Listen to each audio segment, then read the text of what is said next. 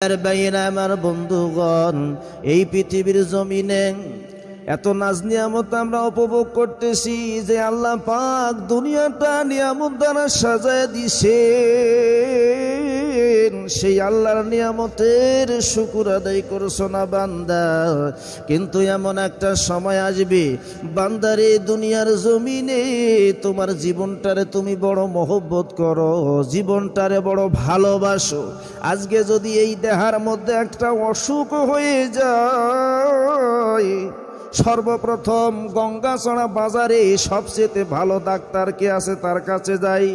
এই জায়গার মধ্যে গিয়েও যদি অসুস্থতা ভালো না হয়, এরপরে আমরা চলে যাই মেডিকেলে, প্রধান বিভাগীয় বিশেষজ্ঞর কাছে চলে যাই। এই জায়গার মধ্যে ওষুধ সেবনে যদি রোগ ভালো না হয়, এরপরে ঢাকায় চলে যাই, ঢাকার চিকিৎসা নিয়েও যদি ভালো না হয়, ভারত মাদ্রাজ পেলে চলে যাই। কারণ এই জীবনটারে বড় মহব্বত করি, জীবনটারে বড় মায়া করি। আমার আল্লাহ বললেন, নির্দিষ্ট সময় যখন এসে যাবি, তোমার হায়াত যখন শেষ হয়ে যাবি,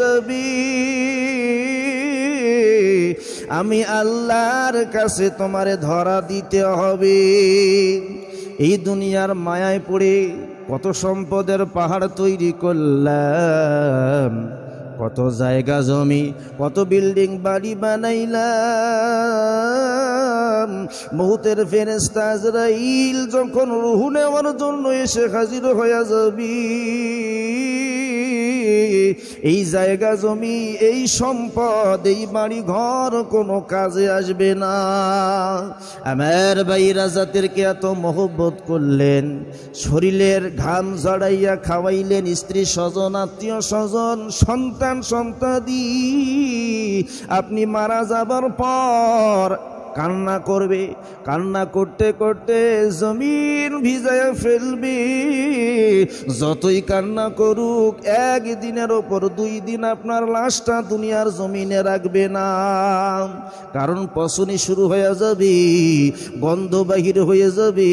এই জন্য তারা যতই কান্না করুক, বিলাপ করে কান্না করবে, কিন্তু আপনার লাশটা একদিনের ওপর 2 দিন দুনিয়ার মধ্যে রাখবে না। আমার ভাইয়েরা, এই দেহার মধ্যে যতক্ষণ রূহ আছে, এই দেহার মধ্যে যতক্ষণ রূহ আছে আপনার দাম আছে। কিন্তু এই দেহা থেকে যখন রূহটা চলে যাবি, একটা গাড়ি যদি 10 বছর নিয়ে বেরিয়ে ভাঙ্গারি দরেও বিক্রি করেন, তারপরেও বিক্রি হয়, কিন্তু আপনার এই দেহা থেকে যখন রূহটা বাহির হয়ে যাবে, এই শরীরটা এত বেদামি হয়ে যাবে, 1 টাকার মূল্য দিয়ে কেউ কিনতে চাইবে না। তাহলে কার জন্য এই মায়ার পৃথিবীতে এত ছোটাছুটি, কার জন্য এই মায়ার পৃথিবীতে এত দৌড়াদৌড়ি? একদিন তো অন্ধকার খবর জগতে যেতে হবে। আল্লাহ বললেন, বান্দারি, এই দুনিয়ার মধ্যে আমি আল্লাহর কাছে সময় থাকতে তওবা করো, তওবা করো, আমি আল্লাহর কাছে মাফ চাও। লা ইয়াগফিরুয যুনুবা ইল্লা জামিআ, লা তাকনাতু মির রাহমাতিল্লাহ, ইন্নাল্লাহা ইয়াগফিরুয যুনুবা জামিআ। বান্দা, আমার কাছে তওবা করলে তোমার পাহাড় পরিমাণ যদি গুনাহ থাকে, আমি আল্লাহ মাফ করিয়া দিব। সেই আল্লাহর কাছে তওবা করার দরকার আছে না নাই? এমন কোন গুনাহ, এমন কোন মানুষ নাই যে আমাদের জিন্দেগিতে গুনাহ হয় নাই। গুনাহ হয়েছে, সগীরা গুনাহ অথবা কবিরা গুনাহ। গুনাহগার আমরা, আল্লাহর কাছে তওবা করতে কোনো লজ্জার ব্যাপার আছে? আমার বন্ধুগণ, এমন একটা সময় আসবে যেই সময় এই তওবা করার সুযোগটুকু তুমি পাবে না। ভাইরা আমার, বন্ধুগান আমার, দুনিয়ায় দাম্ভিকতার সহিত চলাফেরা করতেছি যে আমার জায়গা আছে, জমি আছে, সম্পদ আছে, আমি এখনো জুয়ান আছি। একবার আয়নার সামনে দাঁড়ায় নিজের চেহারাটার দিকে তাকাও। 25 বছর 30 বছরের যেরকম তুমি টকবগে যুবক ছিলে, আজকে ওই 25 বছর 30 বছরের যুবকের চেহারা তোমার নাই, দাড়িগুলো পেকে গেছে, মাথার চুলগুলো কালা ছিল পেকে গেছে, মনে করো মৃত্যুর একটা আলামত এসে গেছে। এই মৃত্যুর কথা স্মরণ করে আল্লাহর দরবারে তওবা করতে হবে, কারণ এমন একটা সময় আসবে যেই সময় তওবার দরওয়াজা বন্ধ হয়ে যাবে। মানুষ তওবা করবে কিন্তু তওবা আল্লাহর দরবারে গ্রহণযোগ্য হবে না। হঠাৎ একদিন পশ্চিম দিকে সূর্য উদয় হবে, পশ্চিম দিকে যখন সূর্য উদয় হবে, এখন সূর্য উদয় হয় পূর্ব দিকে, পশ্চিম দিকে ডুবে। হঠাৎ যখন সূর্যটা পশ্চিম দিকে উদয় হবে, মানুষেরা বলবে কি হলো দুনিয়ার জমিনের, হঠাৎ কেন পশ্চিম দিকে সূর্য উদয় হয়েছে? মানুষেরা তওবা করবে। জিন্দিগিতে যারা মসজিদে আসে নাই, জিন্দিগিতে যারা মসজিদের মধ্যে এসে সিজদা দেয় নাই, তারা পর্যন্ত এসে মসজিদের মধ্যে সিজদা দিবে, তওবা করবে, কিন্তু কোনো তওবা কবুল করা হবে না। কিয়ামতের একটা আলামত হলো এই দুনিয়ার জমিনে একে একে কিয়ামতের বড় বড় আলামতগুলি প্রকাশ হয়ে যাবে। তখন মানুষ তওবা করলে যত ইবাদত করুক না কেন আল্লাহর দরবারে গ্রহণযোগ্য হবে না। যে আমি মারা যাব কেন? মারা যাবে অসুস্থ লোক, মারা যাবে বৃদ্ধ লোক, আমি তো জুয়ান আছি। এ বন্ধু, 80 বছরের দাদা বেঁচে আছি, 16 বছরের নাতি দুনিয়া থেকে মারা গেছে, এমন ঘটনা ঘটে কি ঘটে না? বাবা বেঁচে আছে, সন্তান দুনিয়ার জমিন থেকে ইন্তেকাল করেছে। তাহলে ভবিষ্যতে ইবাদত করব, ভবিষ্যতে তওবা করব, এমন চিন্তা মাথায় রাখার কোনো সুযোগ নাই। আমার বন্ধুগণ, আজকে মসজিদ থেকে নামাজ পড়িয়া বাসার মধ্যে সুস্থ শরীর নিয়ে যাইতে পারবো এর কোনো গ্যারান্টি নাই। সুস্থ শরীরে বাসায় যে জিন্দা অবস্থায় যাব এর কোনো গ্যারান্টি নাই। এই জন্য মুমিন যারা হয় সব সময় ঈমান আর আমল নিয়ে রেডি থাকে। যখন আল্লাহ পাক ডাক দিবি লাব্বাইক বলে হাজিরা দেবি, কারণ মুমিন ভালো করে জানে মৃত্যুর কোনো গ্যারান্টি নাই, যখন তখন যে কোনো অবস্থায় মৃত্যু হতে পারে। এই জন্য মুমিন বান্দা যারা হবে ঈমান এবং আমল নিয়ে সব সময় রেডি হয়ে থাকবে। কিয়ামত আসার আগে, কিয়ামতের ধ্বংসযজ্ঞ শুরু হওয়ার আগে বান্দা নিজেকে পরিশুদ্ধ করে নিজেকে গুনাহ থেকে মাসুম বানায় না, কারণ কিয়ামতের কম্পন, কিয়ামতের ঝাঁকুনি হবে বড় ভয়ঙ্কর ব্যাপার। আল্লাহ বললেন ইজা জুলজিলাতিল আরদু জিলজালাহা ওয়া আখরাজাতিল আরদু আসকালাহা ওয়া ক্বালাল ইনসানু মা লাহা। যখন দুনিয়াটা কম্পনে প্রকম্পিত হয়ে যাবে, জমিন তার সব কিছু বাহির করে দিবে। এই জমিনের নিচে রয়েছে খনিজ পদার্থ, এই জমিনের নিচে রয়েছে পেট্রোলের খনি, ডিজেলের খনি, জমিনের মধ্যে দস্তার খনি, সোনার খনি, এই জমিনের মধ্যে কয়লার খনি, পাথরের খনি রয়েছে।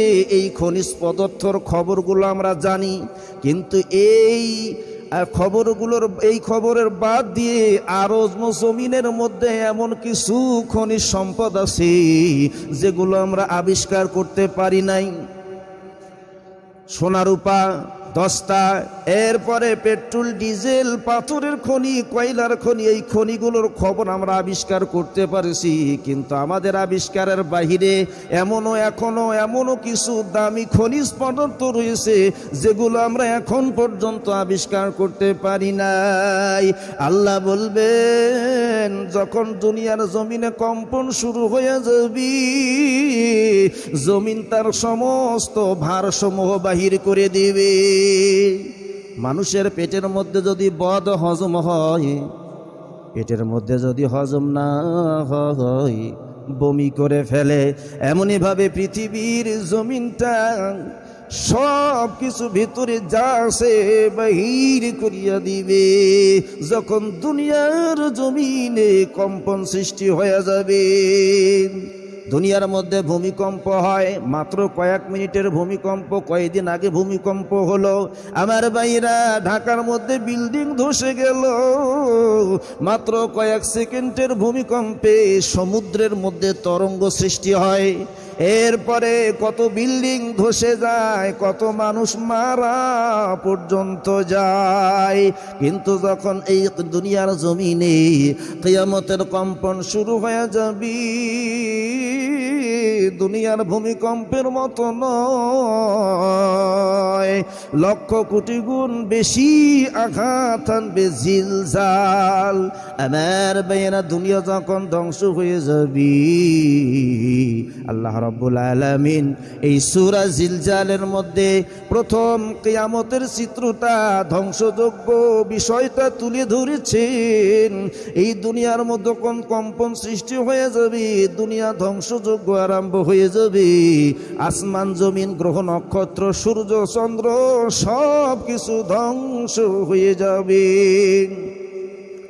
আমার ভাইরা, আমার বন্ধুগণ, কিয়ামতের ধাক্কাটা যখন জমিনের মধ্যে লেগে যাবে, আল্লাহ বললেন, ইদা শামসু কুবিরাত, ইদান নুজুমু কাদারাত, ইদাল জিবালু সুয়িরাত। সূর্যটা আল্লাহ রাব্বুল আলামিন গুটিয়ে ফেলবে, মুষ্টির মতন যেরকম গুটিয়ে ফেলা হয়, সূর্যটা গুটিয়ে ফেলা হবে। তারকা নক্ষত্রগুলি আলোহীন হয়ে যাবে, পাহাড়গুলি তুলার মতন চালান করে দেওয়া হবে। এই পৃথিবী থেকে সূর্যের দূরত্ব 9,13,00,000 মাইল দূরে হলো পৃথিবী থেকে সূর্যের দূরত্ব। আবার মহাশূন্য রয়েছে, এই মহাশূন্যের মধ্যে অগণিত লক্ষ কোটি কোটি তারকা নক্ষত্র রয়েছে। এই তারকা নক্ষত্রগুলো এত বড় হবে, এমন 50 কোটি সূর্য একটা তারকা নক্ষত্র গিলে খেতে পারে। এমন বড় বড় তারকা নক্ষত্র আল্লাহ মহাশূন্যের মধ্যে রেখে দিয়েছে। কিয়ামতের ধাক্কাটা যখন জমিনে শুরু হয়ে যাবে, এই গ্রহ নক্ষত্র সূর্য চন্দ্র সব কিছু ধ্বংস হয়ে যাবে। পৃথিবী নামক কোনো অস্তিত্ব থাকবে না। আল্লাহ বলেন, ইদাল উহুশু হুশিরাত, সমস্ত বন্য প্রাণীগুলোকে এক জায়গায় করা হবে। যত পৃথিবীর মধ্যে প্রাণী আছে, আল্লাহ পাক মউতের ফেরেশতাকে ডেকে বলবেন, মউতের ফেরেশতা, এই দুনিয়ায় যত হিংস্র প্রাণীগুলো আছে, বাঘ আছে, ভাল্লুক আছে, হায়না আছে, শৃগাল আছে, সমস্ত বন্য প্রাণীগুলি, সমস্ত হিংস্র প্রাণীগুলি এক জায়গায় করে শেষ করে দাও। মউতের ফেরেশতা সমস্ত প্রাণীগুলোকে এক জায়গায় করে শেষ করে দিবে। এবার আল্লাহ রাব্বুল আলামিন ডেকে বলবেন, মউতের ফেরেশতা, যত বিষাক্ত সাপ আছে, সমস্ত সাপগুলিকে এক জায়গায় করে শেষ করে দে। মউতের ফেরেশতা যত বিষাক্ত সাপ আছে, সমস্ত সাপগুলোকে এক জায়গায় করে শেষ করে দিবি। এইভাবে যত প্রাণী আছে সবগুলোকে এক জায়গায় করে শেষ করে দেওয়া হবে। এবার আল্লাহ রাব্বুল আলামিন মউতের ফেরেশতাকে ডেকে বলবেন, মউতের ফেরেশতা, এখন কে বাকি আছে? মউতের ফেরেশতা বলবে, আল্লাহ, এখন শুধু ফেরেশতা কুল বাকি আছে। আল্লাহ ডেকে বলবেন, মউতের ফেরেশতা, যত ফেরেশতা আছে তুমি ব্যতীত, 4 ফেরেশতা ব্যতীত সমস্ত ফেরেশতাও শেষ করিয়া দাও। আমার বন্ধুগণ, মউতের ফেরেশতা সমস্ত ফেরেশতাকে শেষ করে দেবে। এবার আল্লাহ রাব্বুল আলামিন ডেকে বলবে, মউতের ফেরেশতা জিবরাইলকেও শেষ করে দাও। জিবরাইলকে শেষ করে দেওয়া হবে। আল্লাহ বলবেন, মউতের ফেরেশতা ইসরাফিলকে শেষ করে দাও। ইসরাফিল শেষ হয়ে যাবে। এবার আল্লাহ ডাক দিয়ে বলবেন মউতের ফেরেশতা মিকরাইলকেও শেষ করে দাও। মিকরাইলও শেষ হয়ে যাবে। এবার আল্লাহ রাব্বুল আলামিন ডেকে বলবে মউতের ফেরেশতা এখন কে বাকি রয়েছে? মউতের ফেরেশতা ডাক দিয়ে বলবে আল্লাহ সৃষ্টি জগৎ বলতে কিছু নাই, শুধু আমি আজরাইল ছাড়া আর দুনিয়ার মধ্যে কোনো জিন্দা প্রাণী নাই। আল্লাহ ডেকে বলবেন মউতের ফেরেশতা তুমিও মরিয়া যাও। এখন মউতের ফেরেশতা আজরাইলের জান কবজ করবে কি? মউতের ফেরেশতাকে যখন মউতের দায়িত্ব দেওয়া হলো তখন মউতের ফেরেশতা আল্লাহকে ডেকে বলছিল যে আল্লাহ এই দায়িত্ব আমারে দিয়েন না, কারণ যুগে যুগে মানুষ আমারে লানত দিবে, অভিশাপ দিবে। আমি ভাইকে ভাই হারা করব, আমি সন্তানকে পিতামাতা হারা করব, স্ত্রীকে স্বামী হারা করব, স্বামীকে স্ত্রী হারা করব। যুগে যুগে মানুষ আমাকে লানত দেবে, অভিশাপ দিবে। আল্লাহ আমার এই দায়িত্ব দিয়েন না, এই দায়িত্ব আমারে দিয়েন না। আল্লাহ ডেকে বললেন মউতের ফেরেশতারি তোমার দায়িত্ব দিয়ে আমি একা ছেড়ে দেই নাই, আমি কিছু সবব তৈরি করেছি। যেই সববগুলোর নাম হলো লোকটা কেমনে মারা গেছে, যে ব্রেন স্ট্রোক করে মারা গেছে, লোকটা কেমনে মারা গেছে, রাস্তা চলতে চলতে গাড়ির নিচে চাপা পড়ে মারা গেছে, লোকটা কেমনে মারা গেছে, জ্বরে আক্রান্ত হয়ে মারা গেছে, ক্যান্সার আক্রান্ত হয়ে মারা গেছে। যে যেভাবেই মারা যাক না কেন মউতের ফেরেশতাকে কিন্তু কেউ আর দোষ দেয় না। যে যেভাবেই মারা যাক মউতের ফেরেশতাকে কেউ লানত দেয় না। এবার মউতের ফেরেশতা রবের সামনে দাঁড়ায় যাবি। আল্লাহ বলবেন মউতের ফেরেশতা তুমিও মরিয়া যাও।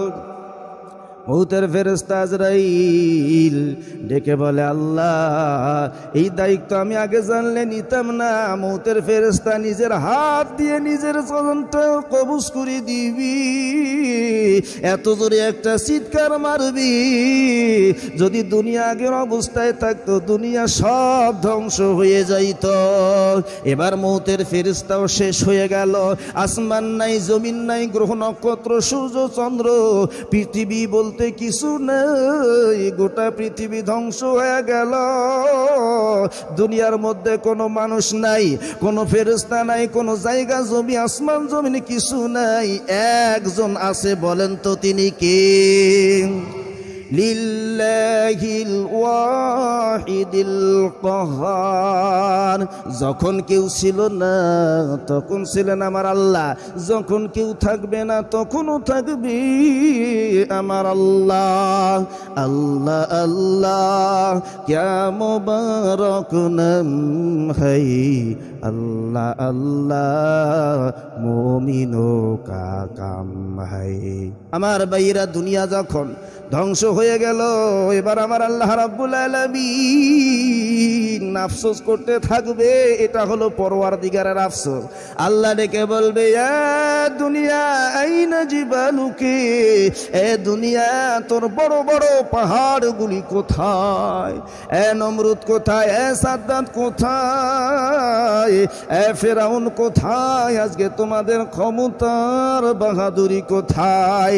এই দুনিয়ার মধ্যে ক্ষমতা পেয়ে, এই দুনিয়ার মধ্যে সম্পদ পেয়ে, এই দুনিয়ার মধ্যে টাকাওয়ালা হইয়া নিজেকে মনে করেছো খাও দাও ফুর্তি করো, পরকাল বলতে কিছু নেই।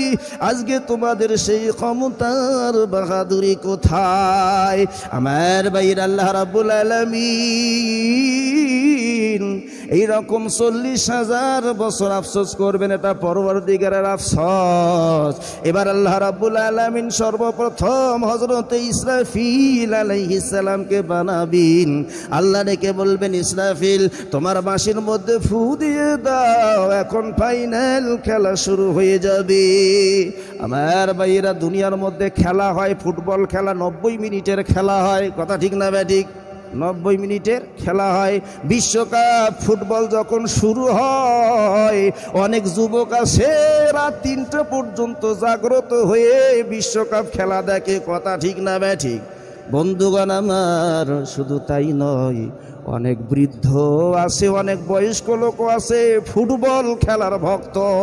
শরীয়তে ফুটবল খেলা জায়েজ না না জায়েজ? কথা কয় না, জায়েজ না না জায়েজ? শরীয়তে ফুটবল খেলা বৈধ নয়। এই যে এই খেলা বৈধ নয়, ওই খেলা দেখাও কিন্তু বৈধ নয়। মনে রাখবেন, নুসুস দ্বারা যতগুলি খেলা আছে পৃথিবীর মধ্যে, 3টা খেলা ব্যতীত 3টা খেলা শুধু জায়েজ আছে। যত খেলা আছে সবগুলো নুসুস দ্বারা হারাম। 1 নম্বরে হলো আঙ্গুলের যত খেলা আছে, আঙ্গুলের খেলা, বুঝেন নাই? এই আঙ্গুলের যত খেলা আছে এগুলো শরীয়তে বৈধ নয়। খেলা জায়েজ আছে, স্বামী স্ত্রীর মধ্যে প্রতিযোগিতামূলক দৌড় খেলা, এটা জায়েজ আছে। তারপরে তীর ধনুক নিক্ষেপ, এটা জায়েজ আছে। ঘোড়ার দৌড় খেলা জায়েজ আছে। বর্তমান যে ঘোড়ার রেসটা, বর্তমানে যে ঘোড়ার রেস খেলা হয়, এটা কিন্তু পয়সার বিনিময়, এটা কিন্তু জায়েজ নেই। এই 3টা খেলা ব্যতীত যতগুলো খেলা আছে শরীয়তগুলো বৈধ নয়। অনেকে আছে মেসির ভক্ত, কেউ বা আর্জেন্টিনার ভক্ত, আবার কেউ বা ব্রাজিলের ভক্ত, আছে না নাই? যদি নাই থাকতো, বাসায় বাসায় বিল্ডিংয়ের উপরে পতাকা দেখা যাইতো না। কথা ঠিক না ঠিক? বন্ধুগণ আমার, ওয়াজ করতে গেলাম ময়মনসিংহ সদর শহরের মাঝখানে। ওয়াজ করে 1টার সময় শেষ হয়ে গেল। কমিটির কাছ থেকে বিদায় নিয়ে আমি ময়মনসিংহ স্টেশনের মধ্যে ট্রেনের জন্য অপেক্ষা করতেছি। ট্রেন আসবে 2:30টার সময়। এই ট্রেন ধরে ঢাকা এয়ারপোর্ট স্টেশনে যাব, আবার এয়ারপোর্ট থেকে পার্বতীপুরে ট্রেন ধরে বাসায় চলে আসবো। ওয়াজ শেষ হলো 1টার সময়, 1:30টার সময় ওই স্টেশনের মধ্যে বসে আছি। এমন সময় লক্ষ্য করলাম অনেকগুলো যুবক, অনেক বয়স্ক মানুষ, বিশ্বকাপ খেলা হচ্ছে। ওই খেলা দেখার জন্য চাতক পাখির মতো বসে আছে। যুবকেরা খেলা দেখে রাত জাগ্রত হই, কিন্তু ফজরের নামাজ কাজা করে ঘুমায়া থাকে। কথা বলেন ঠিক না বেঠিক? খেলা দেখতে সময় ব্যয় হয় না, খেলা দেখতে ঘুমের প্রয়োজন হয় না। যখন ফজরের আজান দেয়, মুয়াজ্জিন সাহেব যখন মসজিদে আজান দেয়, তখন ঘুম থেকে আর উঠতে ইচ্ছে হয়। ভাইরা আমার, এই বিশ্বকাপ খেলা হয় 90 মিনিটের খেলা। 45 মিনিট পর পর হ্যাপি নিউ ইয়ার হয়। যখন রেফারি বাঁশি বাজায়, খেলা শেষ হয়ে যায়। আমার আল্লাহ রাব্বুল আলামিন এমন একজন রেফারি আছে, যেনার নাম হলো ইসরাফিল। আল্লাহ অর্ডার করবেন, ইসরাফিল তোমার বাঁশির মধ্যে ফু দিয়ে দাও, এখন ফাইনাল খেলা শুরু হয়ে যাবে। ওয়া নুফিখা ফিস সূরি ফাইদা হুম মিনাল আজদাসি ইলা রাব্বিহিম ইয়ানসিলুন। ইসরাফিল আলাইহিস সালাম যখন বাঁশির মধ্যে ফু দিয়ে দিবে, সমস্ত কবরবাসীরা আপন আপন কবর থেকে হাসরের ময়দানে দণ্ডায়মান হয়ে যাবে। পিপিলিকা যেমন গর্ত থেকে বাহিরে হয়, লাইন ধরে সারিবদ্ধ হয়ে চলে যায়, এমনই ভাবে কবরবাসী সারিবদ্ধ হয়ে আমার বাইরা হাসরের ময়দানে দণ্ডায়মান হবে। আর এই হাসরের ময়দানে দণ্ডায়মান যখন হবে, বিচারের ময়দানে বান্দার সর্বপ্রথম যে আমলের হিসাব হবে, ওই আমলটার নাম হলো নামাজ। গত জুম্মায় আমরা নামাজ সম্পর্কে আলোচনা